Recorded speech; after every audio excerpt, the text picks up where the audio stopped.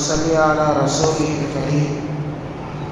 أما بعد فقد قال الله تعالى في القرآن الكريم والفرقان المجيد بعد أعوذ بالله من الشيطان الرجيم بسم الله الرحمن الرحيم ولا تقتلوا أولادكم خشية الإملاق نحن نرزقكم وإياكم إن قتلهم كان خطأ كبيرا صدق الله العظيم.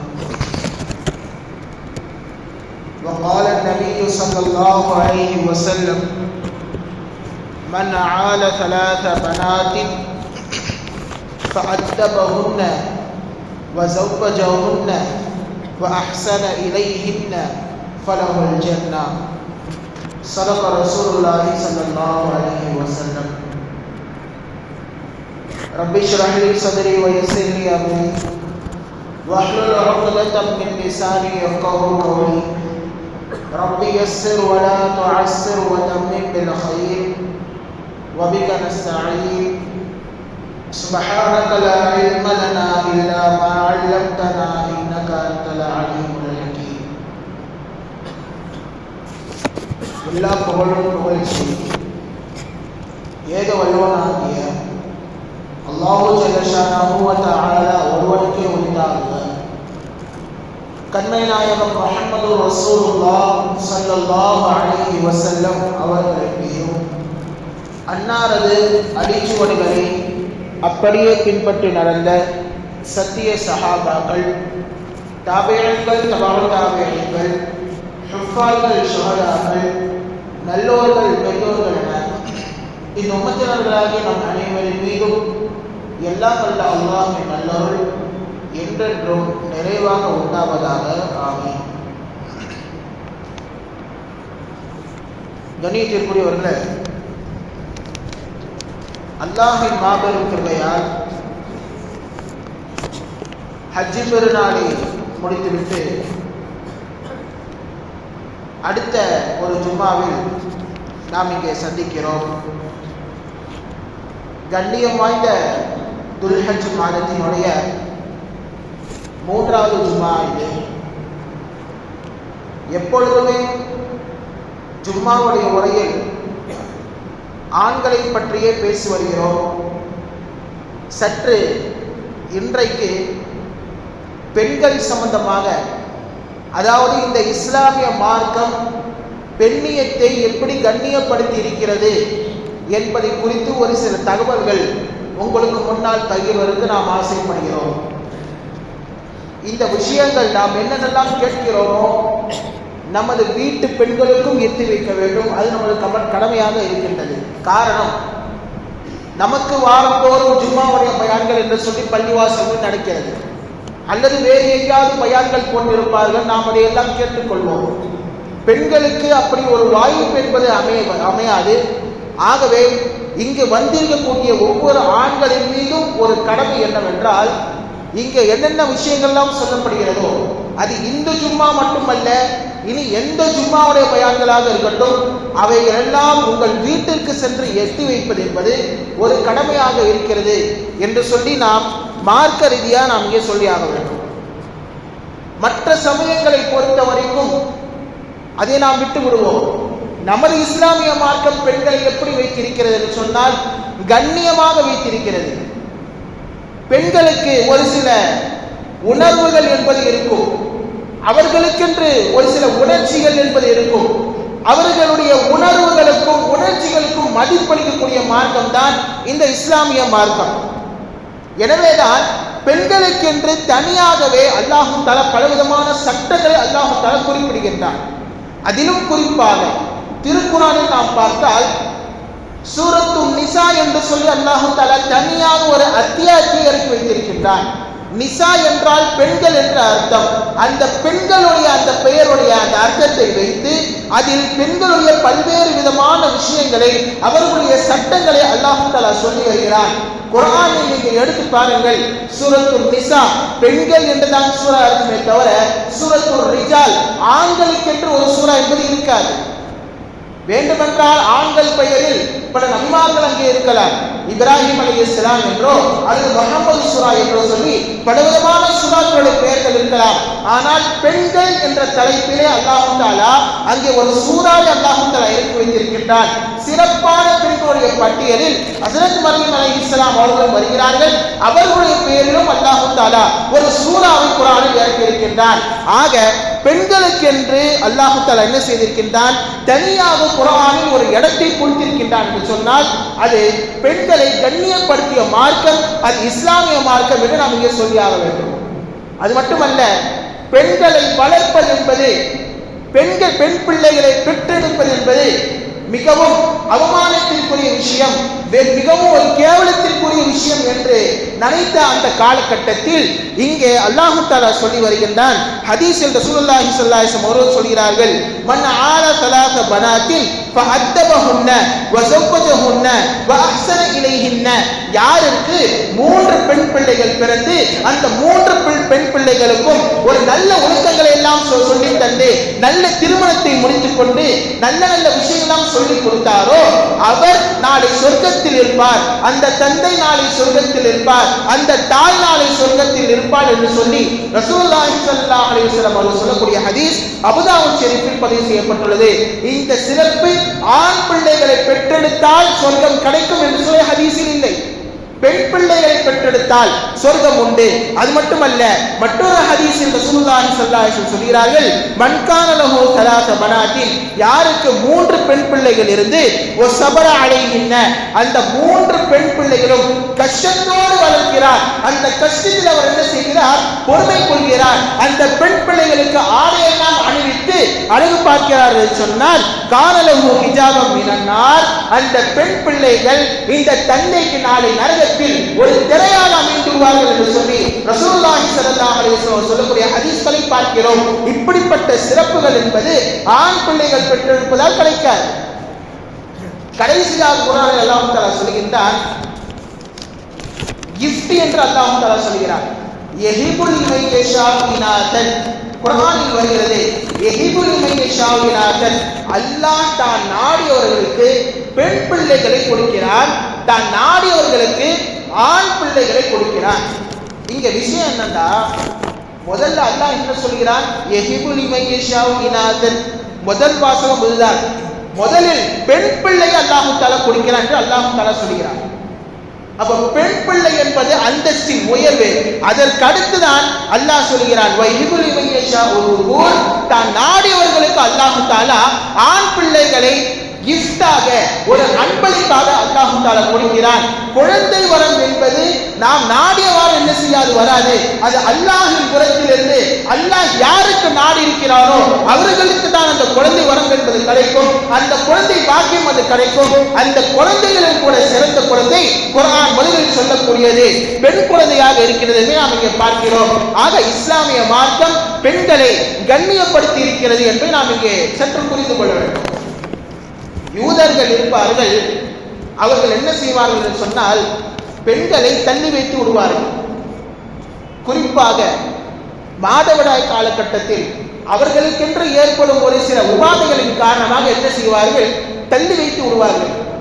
எந்த அளவுக்கு என்று சொன்னால் தனியாக ஒரு அறையில் பூட்டி வைத்து விடுவார்கள். அவர்களுக்கென்று எந்த விதமான சுதந்திரம் என்பது இருக்காது. இது யூதர்களுடைய ஒரு பழக்கம். இதே நசராக்கள் இருக்கிறார்கள், அந்த மாதவிடாய் காலத்தில் கூட என்ன செய்வார்கள்? தன் மனைவியோடு சேர்ந்து விடுவார்கள். இப்படிப்பட்ட ஒரு தீய குணம் படைத்தவர்கள் நசாராக்கள். ஆனால் இஸ்லாமிய மார்க்கம் என்ன சொல்கிறது தெரியுமா?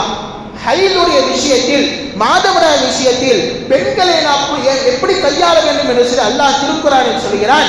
நபி அவர்களுக்கு அல்லாஹ் தஆலா சொல்கிறான், யஸ்அலூனக அனில் மஹீல், நபியே உம்மிடத்தில் மாதவிடாய் பற்றி கேட்கின்றார்கள். குல் ஹுவ அதன், அது ஒரு நோயினை என்று நீங்கள் சொல்லுங்கள். பெண்களுக்கு அது நோயினை தரக்கூடிய விஷயம் என்று நீங்கள் சொல்லுங்கள். ஃபஅதஸிலும் நிஸா ஃபில் மஹீல், நீங்கள் அந்த மாதவிடாய் காலத்தில் பெண்களை நெருங்க வேண்டாம் என்று சொல்லி நபியே நீங்கள் சொல்லுங்கள் என்று சொல்லி அல்லாஹ் தஆலா திருக்குர்ஆனில் ஒரு கட்டளையாக இடுகின்றார். ஆக பெண்களுடைய உணர்வை புரிந்த மார்க்கம் என்பது இஸ்லாமிய மார்க்கமாக இருக்கின்றது. ஆனால் நபி ஸல்லல்லாஹு அலைஹி வஸல்லம் அவர்கள் ஒரு சில செயல்களை செய்தார்கள். என்ன? அவர்களோடு ஒன்றாக உட்கார்ந்து அமர்ந்து என்ன செய்வார்கள்? உணவு சாப்பிடுவார்கள். ஆயிஷா ரலியல்லாஹு அன்ஹா அவர்கள் பலவிதமான ஹதீஸ்களில் சொல்லியிருக்கிறார்கள், எனக்கு ஹைலுடைய காலமாக இருக்கும் பொழுது என்னோடு அமர்ந்து ரசூலுல்லாஹி ஸல்லல்லாஹு அலைஹி வஸல்லம் அவர்கள் உணவு சாப்பிட்டிருக்கின்றார்கள். ஒரே தட்டில் நாங்கள் அமர்ந்து உணவு சாப்பிட்டிருக்கின்றோம். அது மட்டுமல்ல, ஒரே கிளாஸ்ல நாங்க 2 பேரும் தண்ணி குடிச்சிருக்கோம். அதுவும் கேட்பாங்களா ரசூலுல்லாஹி ஸல்லல்லாஹு அலைஹி வஸல்லம், நீ எந்த இடத்துல வாய் வைத்து குடித்தான் என்று கேட்பார்கள். அதே இடத்தில் என்ன செய்வார்கள், ரசூலுல்லாஹி ஸல்லல்லாஹு அலைஹி வஸல்லம் அவர்கள் தண்ணீரை வாய் வைத்து குடிப்பார்கள். எந்த காலகட்டத்தில்? சாதாரண காலகட்டத்தில் அல்ல, ஹைலுடைய காலகட்டத்தில் நபியுடைய நடவடிக்கை இப்படியாக இருந்தது என்று சொல்லி அன்னை ஆயிஷா ரலியல்லாஹு அன்ஹா அவர்கள் சொல்கிறார்கள் என்று சொன்னால், இஸ்லாமிய மார்க்கம் எந்த அளவிற்கு இந்த ஹைலுடைய காலகட்டத்திலும் பெண்களுக்கு எப்படி கண்ணியம் அளித்திருக்கிறது என்பதை நாம் இங்கே சற்று சிந்திக்க வேண்டும். அது மட்டுமல்ல, ஐயாமுல் ஜாஹிலியாவில் அறியாமை காலத்தில் இஸ்லாம் வருவதற்கு முன்னால் பெண்களுக்கு சொத்தில் பங்கு என்பது கிடையாது. சமீப காலமாக வேண்டுமானால் நாம் எடுத்துக்கொள்ளலாம். கோர்ட்டில் என்ன சொல்லிட்டாங்க, பெண்களுக்கு தனியாக சொத்தில் பங்கீடு கொடுக்க வேண்டும் என்று சொன்னார்கள் சொல்லி சொல்லலாம். ஆனால் 1400 வருடங்களுக்கு முன்னால் பெண்களுக்கும் சொத்தில் பங்கு உண்டு என்று சொன்னது இஸ்லாமிய மார்க்கம் மட்டும்தான். பெண்களுக்கு சொத்தில் பங்கு என்பது கிடையாது. சூரத்து நிசாவில் அல்லாஹ் தஆலா வரிசையாக யார் யாருக்கெல்லாம் பங்குகள் கிடைக்கும் என்று சொல்கிறார். அல்லாஹ் தஆலா சொல்லக்கூடிய ஒரு வார்த்தை, அடிக்கடி சூரத்து நிசாவில் வரக்கூடிய வார்த்தை, லிذكر مثل حظ الأنثيين. ஆண்களுக்கு இருக்கின்றதே பெண்ணினுடைய 2 பங்கு என்பது ஆணுக்கு சொத்தாக கிடைக்கும். அதாவது சொல்ல வருவது என்ன தெரியுமா, ஆண்களுக்கு 2 பங்கு என்று சொன்னால் பெண்களுக்கு சொத்தில் 1 பங்கு. இப்படி அல்லாஹ் தஆலா ஆண்களுக்கும் பெண்களுக்கும் சொத்துக்களை பிரித்து குர்ஆனில் அங்கே வரிசையாக பட்டியலிட்டு சொல்கிறார். இதன் அடிப்படையில் 6 விதமான பெண்களுக்கு நமது சொத்தில் பங்கு என்பது கிடைக்கும். யார் யாருக்கு தெரியுமா? முதலாவது, மனைவிக்கு நம் சொத்தில் இருந்து பங்கு கிடைக்கும். இரண்டாவது, மகளுக்கு கிடைக்கும். மூன்றாவது, நமது பேத்திக்கு கிடைக்கும். நான்காவது, நம் சகோதரி அக்காவோ தங்கையோ நமது சகோதரிக்கு பங்கு என்பது கிடைக்கும். ஐந்தாவது, நமது பாட்டிக்கு பங்கு என்பது கிடைக்கும். ஆறாவது, நமது தாய்க்கு பங்கு கிடைக்கும் என்று சொல்லி குர்ஆன் 6 விதமான பெண்களை பட்டியலிட்டு சொல்கின்றது. இவர்களுக்கு உங்கள் சொத்தில் பங்கு உண்டு என்று சொல்லி அல்லாஹ் தஆலா திருக்குர்ஆனில் சொல்கிறார். இதற்கு முன்னரோ அல்லது அதுக்கடுத்தோ என்ன செய்யவில்லை, தெள்ள தெளிவாக பெண்களுக்கு சொத்தில் சம உரிமை பங்கு உண்டு என்று சொல்லி யாரும் சொன்னது கிடையாது. உங்களுக்கு ஒரு கேள்வி வரலாம், பொதுவாக இந்த கேள்வி வரத்தான் செய்யும். ஆண்களுக்கு 2 பங்கு இல்லை, பெண்களுக்கு 1 பங்கு இல்லை, இது என்ன சம உரிமை இருக்கு அப்படின்னு சொல்லி பொதுவாக கேள்வி கேட்பவர்கள் கேட்பார். அவர்களுக்கு பதில் சொல்ல வேண்டிய கட்டாயம் கூட நமக்கு இருக்கிறது. இப்போ பெண்களுக்கு 1 பங்கு, ஆண்களுக்கு 2 பங்குடா, ஆண்கள் யாருக்காக உழைக்கிறாங்க? பெண்களுக்காக உழைக்கிறாங்க. அவங்க வீட்டில் நல்லா சாப்பிடணும், அவங்க நல்லா ட்ரெஸ் உடுத்தி தரணும், மார்க்கம் அதைத்தான் சொல்கிறது. நீங்கள் உன்னால் உங்கள் மனைவிக்கும் உண்ண கொடுங்கள், நீங்கள் உடை உடுத்தினால் உங்கள் மனைவிக்கு நீங்கள் உடை உடுத்து கொடுங்கள் என்று சொல்லி மார்க்கம் அதைத்தான் சொல்கிறது. ஆக ஆண்கள் சம்பாதிப்பது தனக்காக மட்டும் சம்பாதிப்பது அல்ல, அந்த பெண்ணிற்கும் சேர்த்து நமது குடும்பத்திற்கும் சேர்த்து தான் ஒரு ஆண் சம்பாதிக்கிறார். ஆக இங்க இஸ்லாம் மார்க்கம் என்ன செஞ்சிருக்கு, கரெக்டான சொத்தை பிரிச்சிருக்கு. பெண்ணிற்கு 1 பங்கு, ஆணிற்கு 2 பங்கு. ஏனென்றால் ஆணிற்கு அதில் ஒரு உழைப்பு என்பது இருக்கின்றது. ஆகையால் சரிசமமாக இஸ்லாமிய மார்க்கம் என்ன செய்கிறது, இந்த சொத்துக்களை எல்லாம் பங்கிட்டு தந்திருக்கிறது என்பதை நாம் இங்கே சற்று கவனத்தில் கொள்ள வேண்டும். அது மட்டுமல்ல, ஐயாமுல் ஜாஹிலியாவில் அறியாமை காலகட்டத்தில் மிக மோசமான ஒரு பழக்கம் என்னவென்று சொன்னால், பெண் பிள்ளைகள் பிறந்தாலே அல்லாஹ் தஆலா சொல்கிறான், அவருடைய முகங்கள் எல்லாம் கருத்து போய்விடும். அதாவது முகம் அப்படியே மாறிடும். ஆண் பிள்ளையா இருந்தால் சந்தோஷமா போய் தூக்குவாங்க, இது என் பிள்ளை என்று சொல்லி தூக்கி கொள்வார்கள். ஆனால் பெண் பிள்ளை பிறந்து விட்டால் அவருடைய முகங்கள் என்பது கருத்து போய்விடும் என்று சொல்லி குர்ஆன் சொல்கிறது. எந்த அளவிற்கு என்று சொன்னால், பெண் பிள்ளைகள் பிறந்தால் அந்த பிள்ளைகளை உயிரோடு புதைத்திருக்கிறார்கள். ஹதீஸில் வரும் ஒரு சஹாபி, கைஸ் இப்னு ஆசிம் ரலியல்லாஹு அன்ஹு ஒரு சஹாபி, இவர்கள் இஸ்லாத்தை ஏற்கிறார்கள். இஸ்லாத்தை ஏற்ற பின்னால் நபி ஸல்லல்லாஹு அலைஹி வஸல்லம் அவர்கள் அழுகிறார்கள், தேம்பி அழுகிறார்கள். அதை பார்த்த நபி அவர்களும் என்ன செய்தார்கள், அழுதார்கள். நபி அவர்களுடைய பழக்கம் என்னவென்று சொன்னால், அழுதால் தாங்களும் அழுவார்கள், தன் தோழர் சிரித்தால் அவர்களும் சிரிப்பார்கள். பின்பு கேட்கிறார்கள், தோழரே ஏன் நீங்கள் அழுகிறீர்கள் என்று சொல்லி கேட்கும் பொழுது அதற்கு கைஸ் இப்னு ஆசிம் ரலியல்லாஹு அன்ஹு சொல்கிறார்கள், யா ரசூலல்லாஹ், எனக்கு 8 to 12 பெண் பிள்ளைகள் இருந்தார்கள். பெண் பிள்ளை எவ்வளவா? 8 to 12 வரைக்கும். ஒரு ரிவாயத்தில் 8 என்பது வருகிறது, ஒரு ரிவாயத்தில் 12 என்பது வருகிறது. இப்போ 8 பெண் பிள்ளைகள் இருந்தார்கள். அந்த 8 பெண் பிள்ளைகளை நான் உயிரோடு நான் புதைத்து விட்டேன். என்னுடைய அறியாமை காலத்தில் இஸ்லாம் வருவதற்கு முன்னதாக. அதுல குறிப்பாக ஒரு பிள்ளையை சொல்கிறார்கள், என்னுடைய பெண் குழந்தை எப்படி தெரியுமா? நட்சத்திரத்தை விட மிகவும் அழகான பெண் குழந்தை. எப்பொழுதுமே என்னை சுற்றி சுற்றி வரும், என் கால்களை சுற்றி சுற்றி வரும். யாபத்தி யாபத்தி, என் தந்தையே என் தந்தை என்று சொல்லி என்னை சுற்றி சுற்றி வரும். யா ரசூலல்லாஹ், அது எனக்கு எல்லா விதமான படிப்படிகளும் செய்தது. ஆனால் ஒரு கட்டம் வந்தது, அந்த பிள்ளைக்கு ஒரு 3 வயசாயிருக்கும். நேராக நான் என்ன செய்தேன், கையை பிடித்து கொண்டு ஒரு இடத்திற்கு நான் கூட்டு போனேன். போயிட்டு மண்ணை நான் தோண்டினேன். நான் மண்ணை தோண்டுவதை பார்த்து எனது பிள்ளையும் என்ன செய்தது, அதுவும் மண்ணை தோண்டியது. தோண்டி தோண்டி தோண்டி என்னாச்சுன்னா, என்னுடைய தாடியில புழுதியெல்லாம் பட்டுச்சு. அந்த புழுதியை எனது பிள்ளை துளைத்து விட்டது. நான் அப்ப கூட ஒரு இரக்கமே இல்லாமல் என்ன செஞ்சேன்டா, அந்த பிள்ளை அப்படியே கூலில வச்சு மூடி அப்படியே நான் என்ன செஞ்சேன், மண்ணை வீழ்த்தி நான் மூடிவிட்டேன். மண்ணை வீழ்த்தி நான் தள்ளும் பொழுது யாபத்தி யாபத்தி, என் தந்தையே என் தந்தை என்று சொல்லி கதறி, யா ரசூலல்லாஹ், என் கண் முன்னாடி இப்படி நான் நிறைய பெண் பிள்ளைகளை, என்னுடைய பெண் பிள்ளைகளை நான் என்ன செய்திருக்கின்றேன், புதைத்திருக்கின்றேன் என்று சொல்லி கைஸ் இப்னு ஆசிம் ரலியல்லாஹு அன்ஹு சொல்கிறார்கள். இதுக்கு அடுத்து ஒரு சஹாபி வராங்க. அவர்கள் பனு அன்மார் என்ற கோத்திரத்தாருடைய தலைவர். அவர்கள் வந்து சொல்கிறார்கள், யா ரசூலல்லாஹ், எனக்கு ஒரு பெண் பிள்ளை இருந்தது. ஒரு வாலிப வயதை அடையக்கூடிய ஒரு பெண். அது இன்னும் என்ன செய்ய தெரியுமா, நடந்து போயிட்டே இருக்கும் போது எட்டி ஒரே உத நேர கணத்தை போய் விழுந்துருச்சு. கதறியது, கணத்தில் விழுந்து யாபத்தி, என் தந்தை என்னை காப்பாற்றுங்கள் காப்பாற்றுங்கள் சொல்லி கதறியது. நான் கண்டு கொள்ளாமல் விட்டுவிட்டேன், நான் என் பெண் பிள்ளையை நான் அநியாயமாக கொண்டு விட்டேன் யா ரசூலல்லாஹ் என்று சொல்லி இருவரும் வந்து ரசூலுல்லாஹி ஸல்லல்லாஹு அலைஹி வஸல்லம் சொல்லி அடிக்கிறார்கள். நபி அவர்களும் அடிக்கிறார்கள். கடைசியாக அங்கே இருந்த சஅசா ரலியல்லாஹு அன்ஹு சொல்கிறார்கள், சஅசாவே, அல்லாஹ் தஆலா உமக்கு பொருட்களை, செல்வங்களை வாரி வாரி கொடுத்திருக்கிறான். எனவே யார் யாரெல்லாம் பெண் பிள்ளைகள் பிறந்தால் அவர்களை கொலை செய்ய வேண்டும் என்று நினைக்கிறார்களோ, அவர்களை உயிரோடு கொலைத்து விட வேண்டும் நினைக்கிறார்களோ, அவர்களெல்லாம் நீங்கள் விலை கொடுத்து வாங்குங்கள்.